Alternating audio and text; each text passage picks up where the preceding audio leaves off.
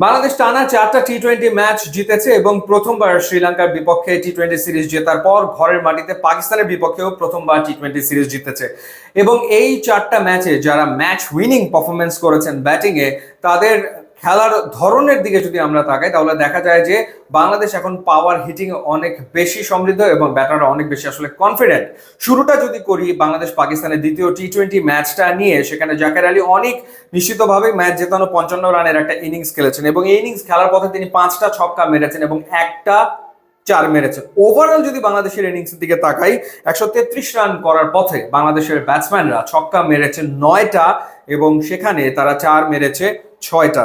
এবার যদি আমরা প্রথম টি-20টার দিকে তাকাই, যে ম্যাচটা মূলত জিতিয়েছেন পারভেজ হোসেন ইমন, দুর্দান্ত একটা ইনিংস খেলে 56 রান করেছেন 39 বলে, সেখানে তিনি 3টা চারের বিপরীতে ছক্কা মেরেছেন 5টা ছক্কা তিনি হাঁকিয়েছেন। তৌহিদ হৃদয় 2টা ছক্কা হাঁকিয়েছিলেন। টোটাল ছক্কা বাংলাদেশ মেরেছিল প্রথম টি-20তে পাকিস্তানের বিপক্ষে 7টা এবং চার মেরেছিল 8টা, অর্থাৎ 4 আর 6 সমান তালে বাংলাদেশের ব্যাটাররা মেরেছে। এবার যদি আমরা শ্রীলঙ্কার বিপক্ষে যে দুটো টি-20 আমরা জিতলাম সেই দুটো টি-20-র দিকে তাকাই, একটা ম্যাচ জিতিয়েছেন তানজিদ হাসান তামিম এবং আরেকটা ম্যাচ জিতিয়েছেন লিটন কুমার দাস। আমরা যদি প্রথমে দ্বিতীয় টি-20-র দিকে তাকাই, সেখানে লিটন কুমার দাস 50 বলে 76 রানের ইনিংস খেলার পথে 5টা ছক্কা হাঁকিয়েছেন এবং একটা চার মেরেছেন। ঠিক যেরকম জাকের আলী অনেক পাকিস্তানের বিপক্ষে ওই 55 রান করার ক্ষেত্রে 5টা 6 হাঁকিয়েছেন এবং একটা চার মেরেছেন, লিটনও ঠিক তাই। এবং ওই ম্যাচটাতে শ্রীলঙ্কার বিপক্ষে দ্বিতীয় টি-20-তে বাংলাদেশের ব্যাটসম্যানরা ওভারঅল ছক্কা মেরেছে 8টা এবং চার মেরেছে 9টা, অর্থাৎ একটা চার বাংলাদেশ বেশি মেরেছে ছক্কার কম্প্যারিজনে।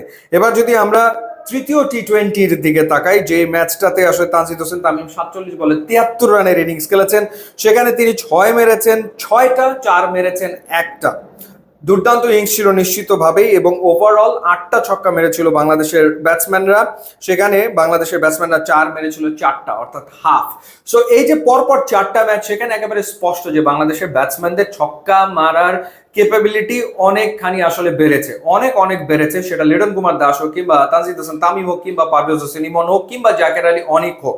এবং টি-20-তে বাংলাদেশ এই যে সাফল্য পাচ্ছে, সেটার অন্যতম কারণ আসলে পাওয়ার হিটিং, পাশাপাশি বাংলাদেশ দলের দুর্দান্ত বোলিং নিশ্চিতভাবেই। এবং এই যে পাওয়ার হিটিং বাংলাদেশের ব্যাটাররা আস্তে আস্তে রপ্ত করছে, সেটা মূলত শুরু হয়েছিল বিপিএল থেকেই।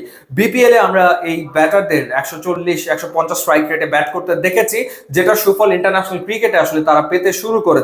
এবং এই ধারাবাহিকতা যদি ধরে রাখতে পারে বাংলাদেশের ব্যাটাররা, তাহলে আগামী দিনে টি-20-তে আরো বেশি সাফল্য বাংলাদেশ পাবে বলে আমার কাছে আসলে মনে হয়। ইউটিউব এবং ইনস্টাগ্রাম লিঙ্ক দেওয়া আছে, আপনারা যোগ দিলে খুবই খুশি হব। And thanks for watching.